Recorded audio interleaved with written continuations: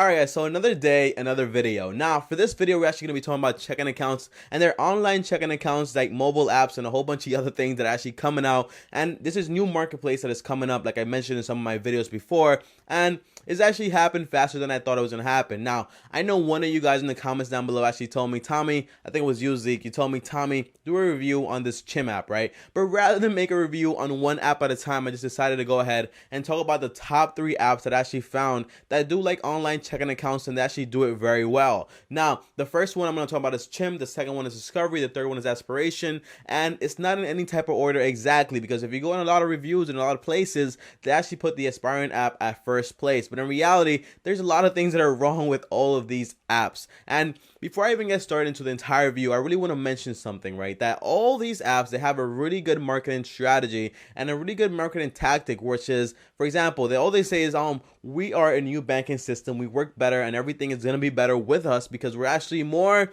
mobile friendly and we're actually doing things a little bit better, and we're actually thinking about you guys, and we're not going to have any fees, and there aren't no hidden fees. And this entire argument that there are no hidden fees is basically saying, well, here are fees, there they are, they're not hidden, but the fees are still kind of there. You know what I'm saying? Like, the fees are not gone, they're just not hidden. And for example, when they make this argument, it's kind of compared to like banking system, how it used to work, where it's just like, oh, here's our contract, 15 pages, the fees are there, but you just got to find it. You know what I'm saying? And it's not like, okay, this is great, a new revolutionary apps, right? And this is going to lead to competition. But the old banking system, like for example, Chase, Wells Fargo, BOA, and all these big banks out here that are conglomerates and they have a ton of money, they're not like just sitting down and just being like, oh yeah, we're old people, like we're not going to change. No, like literally these people hire like a ton of new people for marketing teams, and they hire a ton of people to actually make these apps mobile friendly and actually appeal to millennials, because all these apps are actually being appealed to millennials. Because if you go out there and you talk to an older person, you're gonna tell them, oh my gosh, guess what, I seen this person, by the way, right? I know this guy. I offered him, I told him like, hey, where do you keep your money? He says, I keep it in Chase. And I told him, do you know how much you get paid for a savings account? He told me, I don't know. I said 0.15%. And he told me, what the hell is that? Like, what do you mean? And he told me, let's do the math real quick before I actually get into the video, right? But he told me, Tommy, I have $20,000 saved up, and you're telling me I'm only receiving 0.0015. I'm only receiving $30 a year off of that. And I say, yeah, but if you put it into Discover, you get 2.10%, which is like around $300. I don't know the math directly, but it's like $300, right? And he told me, that's great, but are there any physical locations? You know what I'm saying? Because that's all they really care about. And it's like this old mentality. So all these apps are really appealing to like millennials. And guess what? Banks are doing a very good job now at adjusting their apps by being able to send money, being able to do transfer, deposit checks with cameras and all this other stuff. So it's not like the banks are just gonna sit and see all these apps actually come into fruition. Now, the first app, like I promised, is just Chime app, right? I done some research on this app, and one of the main selling points that they do have is the no hidden fees. We get you your paycheck 2 days early, and we also have like all their fees displayed here, and we're completely different from a bank or whatever, right? And the ATM's fees are free, unlike other banks, and we have over 35,000 ATMs you can actually use at your disposal. And when you think about this, like, we are in America, we have like 50 states, right? And bro, 35,000 ATMs not really that much when you like calculate the entire thing. You know what I'm saying? So the thing I like about Chase and the thing I like about these banks is that there's literally a bank, a Chase ATM, every single corner in like New York City. And if you're like a New Yorker, you know this. And I know that I've been to Pittsburgh, and by the way, there's like no Chase banks in Pittsburgh, but you have to like go like a little bit outside, and like it's like very far away, and you actually find some Chase banks there. But it's because like banks, like they're kind of like, I think they have like this entire system where they say like, hey, this is your area, this is our area, kind of like how internet companies work. For example, like in my area is like mostly Optimum, in other areas is mostly Verizon, and they kind of like have this entire agreement that's like unspoken of.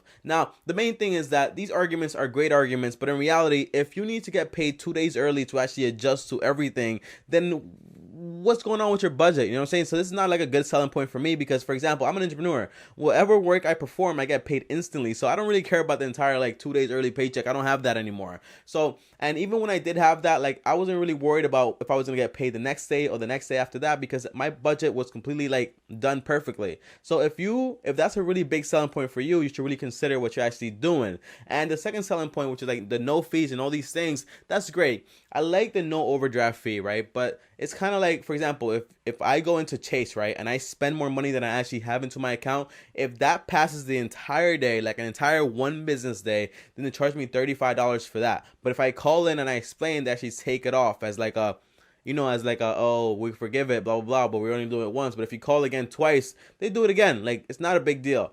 But I like how this is free. I also like how they have no minimum balances. I also like how they have no monthly fees. And here's my thing, right? For everyone that's out there that tells me all the time, Tommy, you don't get it. This is brand new. Banks are always charging money. I've had a bank account since I was like 18 years old, and I've never paid a monthly fee. And only one bank actually charged me a monthly fee, and I think it was BOA. And when I went there, I told them, like, hey, what are you doing? They actually like give me all the money back that they were charging me. Because if you have a bank account and you have a job, because I don't see the sense of you having a bank account if you don't have a job. So if you have a bank account and you have a job or you have money coming in, then they waive all those fees, so you're good to go. The only fees that I really see with banking is basically like overdraft fees, like fees for like late fees, and that's like credit cards. Like a checking account is very like simple stuff. So with the Chime app, I get it, it's a good app, but in reality, like, there's nothing special about it. And the second one is a Discover app, right? Discover checking accounts. And by the way, guys, you guys know I love Discover, right? Because I use like my Discover credit card like crazy because of all the bonuses I get. And with the Discover app, they have this entire selling point, which is, guess what? We actually give you 1% cash back on up to $3,000 you spend every single month. And you're probably telling me, Tommy, that's so great. You don't even need a credit card anymore. That's great, bro. But like $3,000 times 0.01% is literally $30. And the reason they do this is because like how can they actually make money on giving you cash back on a checking account that really has no fees? It's kind of like they give you that to then eventually upsell you to like credit cards and like loans and like car loans and all these other things, because that's where they actually make the money. For example, like there are credit cards out there that literally offer you like 5% like cash back, and they can do that because guess what? They're charging you 24% APR every single year. So either way, they probably know that you're actually not going to pay off the balance the first month. So they kind of equate it and they do their math and everything like that, and they say like, well, if he keeps carrying a balance for the next like 2-3 months, it doesn't matter. We're going to get our 5% cash back either way, plus the bonus. You know what I'm saying? So that's why they actually do that. And they actually talk about a few things, a few pros and cons that I actually want to talk about here. And let's talk about it. So they talk about we have no monthly fee. And I already spoke about that, right? Because they have this entire comparison thing where they compare like the Discover company versus the regular bank. And I'm going to talk about all of these because once I get through all of these, then you guys are going to know that the other one, which is the Aspiration Bank, is going to be like the same selling point. It's the same selling point. And that's why these videos are getting so much shorter, because I'm seeing the same things being utilized and I'm seeing like an entire pattern. Like this happened like way back before, like when banks were doing like all this other things with the loans. It's the same pattern. Every other company is going to start doing this. They're going to keep releasing products and they're going to offer all these little rewards to actually get customers. And it's like, I'm getting tired of it, bro. Like, offer real things.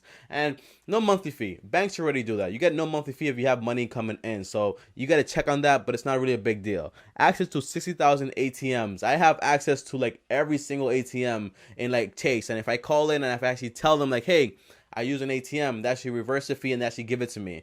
Earn 1% cash back. I haven't really seen any bank offer that. And that 1% cash back on $3,000 of purchases is like only $30. So like, do I really want $30, bro? Like, oh my gosh, like it's not really that huge of a selling point. No fees for foreign transfers and no fees. What is it? No fee forgiveness. Okay, they have a first fee forgiveness. So it's like a bank. They forgive the first fee, no fee online, bill. It's like, oh my gosh, bro. Like, okay, bro. So I thought I was going to be able to go through like all of this, but in reality, it's like the same thing I've been telling you guys all along. It's like they're just telling you exactly what the banks already do, but they're putting it in like this entire thing and they're making it seem like, oh my gosh, look, we're so transparent. And that's actually a good thing.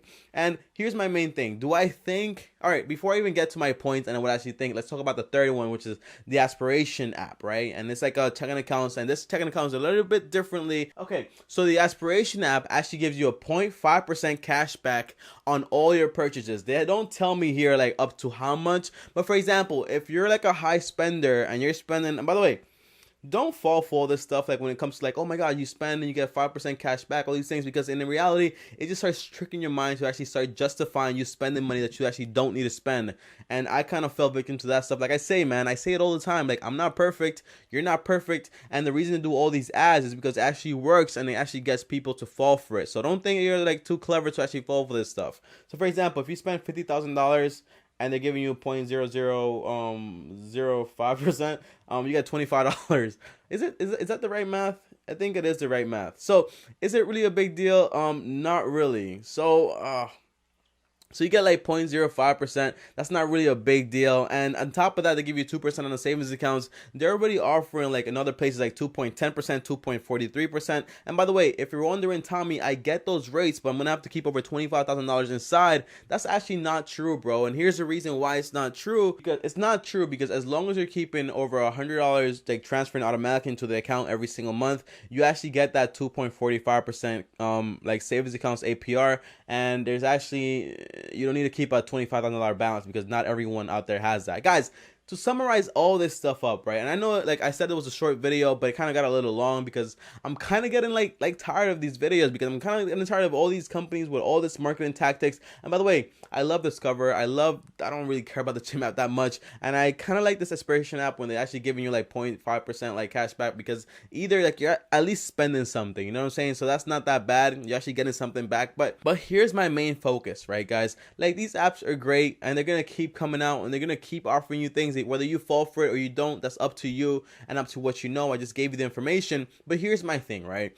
I get it, right? I have a checking accounts with Chase, BOA, and I'm thinking about getting one with TD Bank, right? But here's my thing, right? With Chase, I can send money to my friends. I have access to credit cards. I have access to a checking accounts. I have access to a savings account that doesn't really pay anything for savings accounts. Like savings accounts, I would like put somewhere else, like in Discover or something like that. But here's my thing, right? I get access to online banking completely. Every single thing that these online apps offer, I get it with my Chase app. And on top of that, I also get access to physical banks and a physical presence of a bank whenever I want because they've been here for so long that they can actually like have them still around. And by the way, not having a physical presence isn't a good thing. And the reason that these companies can offer you all these other things is because they're actually going to make so much of a bigger profit by not having a physical presence. Like, Tommy, what do you mean by this, right? For example, like there's a Chase down there by my block, and guess what? Like probably rent for that Chase there is like maybe like $8,000 a month, right? And they have like maybe like 10,000 like locations in like New York, right? Guess what? Like 8,000 times 10,000, like that's what, like $800,000, like what is it, like 800,000, right? That's like $800,000. Is it $800,000? I don't know. Let me do the math real quick. Say I have 10,000 locations and they pay $8,000 per location. That's what? Oh my gosh, wow, that's a lot. Okay, so say they have like maybe like 1,000 locations in New York, and each location pays like maybe $5,000 in rent. That's around $5 million, bro, that they actually have to pay towards rent. So rather than spend this money on rent, these companies are spending it on giving you small rewards, but in actuality, they're still keeping a lot of the profits. Tommy, it's not true. Tommy, it's not true. Bro, when you deposit money into a bank, they use that money to invest or do whatever they want to do, and then they get like maybe like a 15% return every single year, maybe even higher, because they have access to like higher yielding investments because they are more expertise at whatever they do, and we the normal population don't have access to that stuff because it's actually way too risky if you don't have the right information. So they get their money either way. They're making a ton of money by not having this physical presence. So I personally rather go with a bank with a physical presence and also an online presence and get both of best worlds. I'll see you guys next time on the next video. If you like this video, go ahead and comment, like, and do all this fancy stuff. I am sorry if like I'm not smiling enough in this video or something like that, but honestly, like I'm tired of all these apps. I'm tired of all this like the same marketing scheme and the same thing, the same tactic being shoved to you. And by the way, if you're doing these things and you actually know, people are gonna get like people are gonna start building this mechanism where these apps and these ads are not gonna work anymore. So kind of try to do something a little bit different. I'll see you guys next time on the next video, and peace. You've got to start at the bottom if you're ever gonna